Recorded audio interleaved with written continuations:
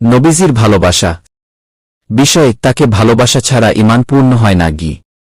সহিহ হাদিস আরবিসহ কলা রাসূলুল্লাহ সাল্লাল্লাহু আলাইহি ওয়াসাল্লাম লা ইউমিনু আহাদুকুম হাত্তা আকুনা আহাব্বা ইলাইহি মিন ওয়ালিদিহি ওয়া ওয়ালাদিহি ওয়ান্নাসি আজমাইনিন। অনুবাদ রাসূলুল্লাহ বলেছেন, তোমাদের কেউ ততক্ষণ পর্যন্ত প্রকৃত ঈমানদার হতে পারবে না যতক্ষণ পর্যন্ত আমি তার নিক তার পিতা সন্তান ও সমগ্র মানুষের চেয়েও বেশি প্রিয় না হই। বুখারী 15 মুসলিম 4-4।